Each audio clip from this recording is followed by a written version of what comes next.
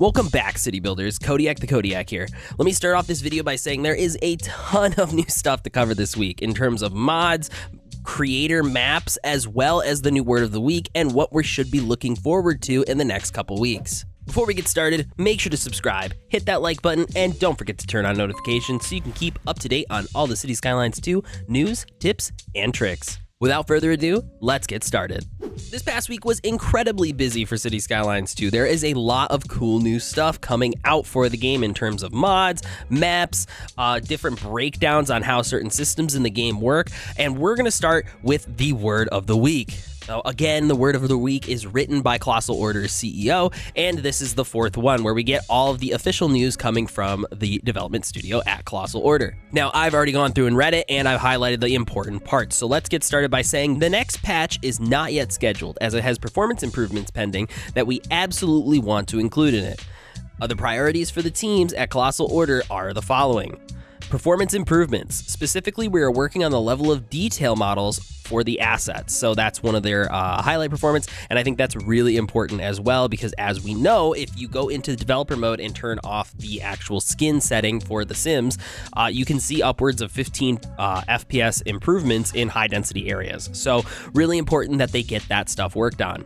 It might also take more than one patch to address all of the issues.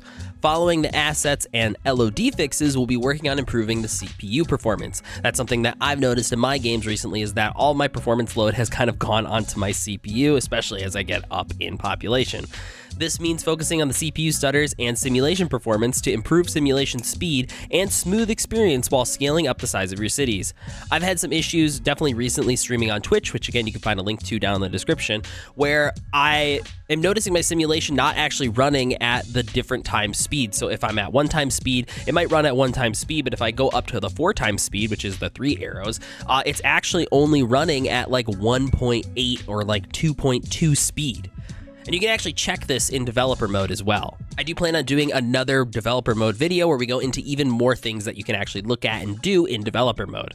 And it's one of the things that you can actually do is look at the simulation speed. And I did notice that my simulation was not actually running at the proper speed.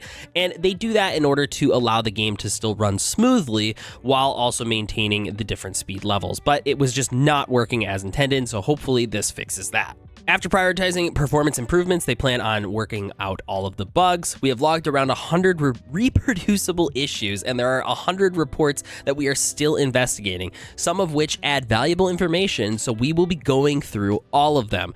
And it does seem like they're actually taking the time and care to look at all of the bugs. Now, granted, it is second on the totem pole for them, but it is still good that they're looking at all of them, and they're being pretty transparent about how many they have and the fact that they're working on them. Following performance improvements and bugs, they want to get the editor and modding support set up. The modding beta group is testing the map editor and will improve it based on their feedback before releasing it.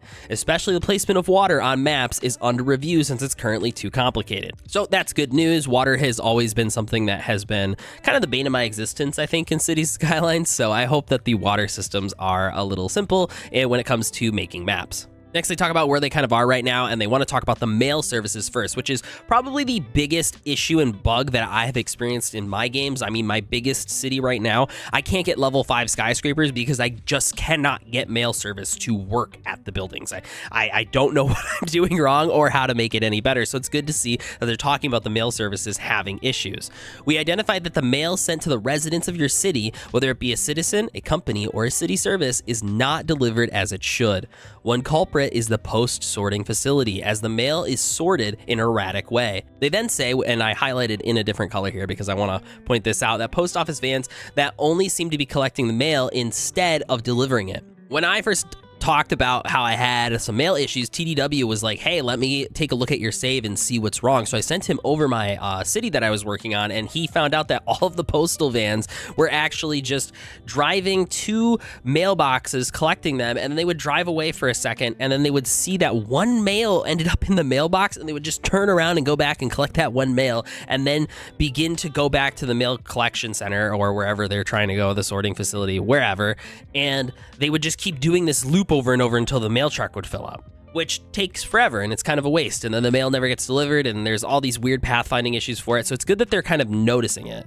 They did say at the bottom, and I didn't highlight it, but it's going to take multiple QA rounds to probably fix this issue, which is kind of a shame because it is kind of the major bug, at least for me in my cities, that I'm noticing and is kind of hindering my gameplay experience because I cannot get my citizens to be happy with their mail service, thus preventing me from having like level 5 buildings in a lot of places. Another issue we're investigating on the gameplay side is pathfinding regarding the citizens' ability to reserve housing even with no connection to the city. And at the bottom here, I kind of have a specific section highlighted that kind of explains what's actually going on. But essentially, like, Sims are reserving spots in the city before they're even in the city, and then they're unable to pathfind. So a citizen stuck at the border of the city with no access to their house or workplaces is basically reserving those until the citizen is deemed lost and causes deletion from existence. So basically until it despawns because there's no pathfinding. Kind of like when you look at you're following a truck around the city and then it gets stuck in an interchange and then it just despawns because it has no pathfinding options, right? So basically it has to wait for a citizen to realize that in order for it to despawn. So when you have new citizens moving into your city, they'll reserve it, but then they'll get stuck at the edge of the map and then they won't go anywhere and it bottlenecks your city. So this is an issue that they're currently working on and investigating. We're also looking at reports about export and distribution of goods in the city. I haven't really noticed too much about that aside from the mail, so I hope that that obviously gets fixed. Once the PC version is where we want it to be, we'll be focusing on the console release and the DLC content. So next up, they actually talk about some delays to the game's DLC and post-launch updates that are going to be coming out in the future that have now a new release schedule. Once the PC version is where we want it to be, we'll be focusing on the console release and DLC content. The first asset pack, Beach Properties, has been worked on by our artists and our outsourcing partner, but we'll only implement them after asset fix and performance work are completed to our satisfaction. So we're not going to be getting any DLC until they fix all of the things in the game that they want fixed, which I think is a good thing. I think it shows that they're prioritizing what is actually really important, which is the core gameplay mechanics, and not giving us a bunch of content to just kind of hush it away.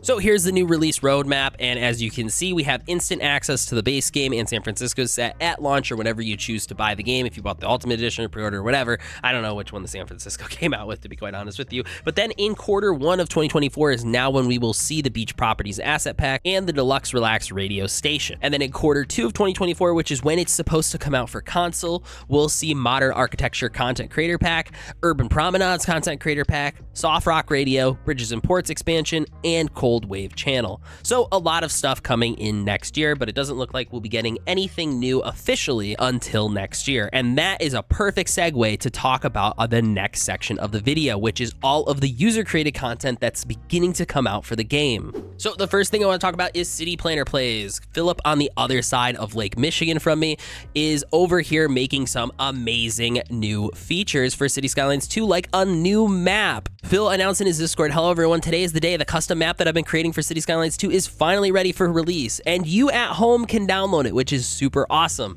And I believe that it may be the first time it is publicly available.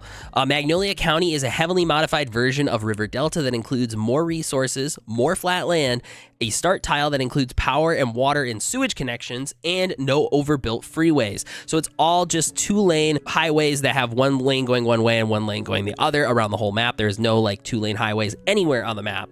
This map will be used for the next series on his channel, Magnolia County, but you can enjoy a download for it if you'd like. It's right here. There's an installer. You just click it and then you type Y and it installs it automatically for you into the game. So if you guys are interested in that, I'll leave a link to Phil's Discord down below so that way you guys can access it. And it is in his announcement channel. It took me a while to figure out where it's out. So you just scroll up from the actual video right here and it should be right here in his announcement channel. And if you're interested in looking for ideas or understanding the logic behind Phil's build here, you can look at some more recent videos where he's starting his Let's Build on it, as well as how and why he made the map. I'll leave a link to his brief video on the map in the description, as well as a link to his Discord. Now, CityPlannerPlays isn't the only custom-made map currently available. Right now on Nexus mod, there's also River Delta Revamped.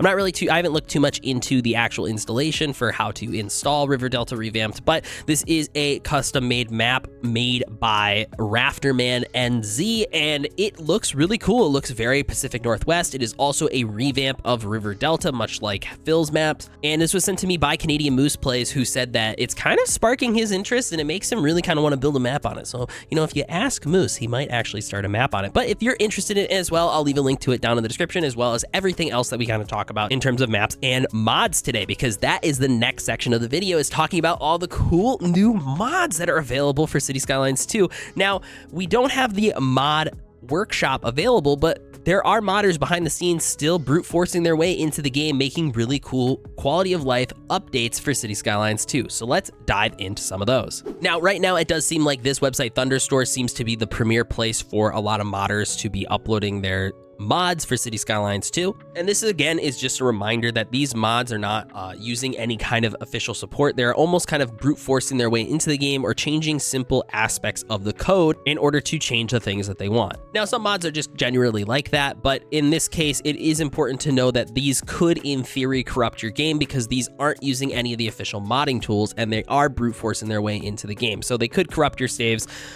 Some might not, some might. So just keep that in mind.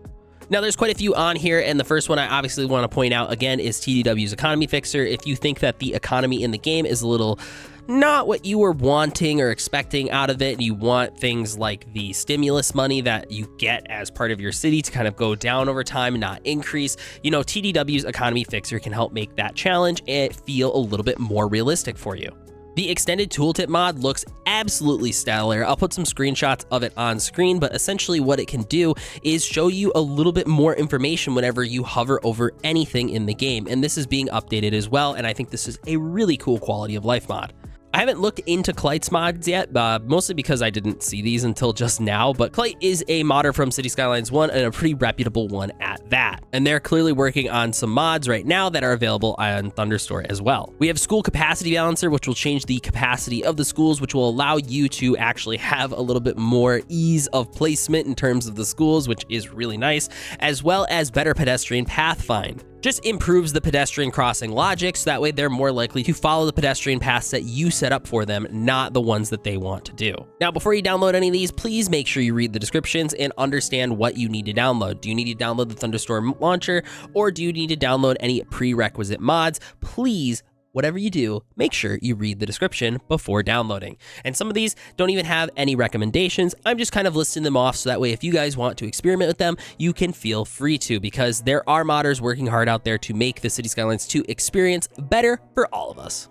Now, Thunderstore isn't the only place where mods are available. As Biffa pointed out in his video, as there's a new traffic mod that will actually allow you to make lane priorities. I'll leave a link to Biffa's video down in the description, because I think he does a really good job explaining how the mod works and why it's so beneficial. So I highly suggest you guys check out this video and check out this mod, because I'm definitely going to be downloading it. I was a little hesitant about downloading any mods before official support came, but this is one that where I'm like, man, this will improve the traffic flow in my city so much. It is one of the core features that was available for us in Traffic Manager Presence Edition for City Skylines 1, and it has its own mod now, where the creator plans on adding a bunch of new features as well. So again, highly suggest you guys check out Biffa's video. I'll leave a link to Biffa's video and this traffic mod also down in the description. You can also read the description for the mod as well, and this mod is available only on GitHub. So it does seem like there's not really a core central place where everybody's uploading everything right now. I thought it was going to be Thunderstore, then I noticed some stuff on Nexus mods. Now this mod's only available on GitHub, but I think it uses the Thunderstore launcher. Again, it's all a bit of a mess right now because we don't have the official support ready for City Skylines 2 mods. But there's a lot out there, and if there's something I missed, please put it in the comments down below, because there's already quite a few cool mods out there, and I want to know if there's more so I can share them with you all. So if you find anything else, please feel free to put it down in the comments down below, and I will take a look at it, and we might bring it up in next week's video. That being said, if you're interested in City Skylines 2 mods, please make sure you guys take a look at the City Skylines 2 modding Discord, where you can take a look at all the mods currently in development, who's developing them, and make suggestions for other mods down over here in the mod request section. Goes without saying, links in the description. Now, if you guys can't tell by my voice, I am still sick right now, so I'm going to end the video here. I want to thank you guys for watching. I appreciate it. I'm going to go take a nap, and I'll catch you guys in the next one. Deuces.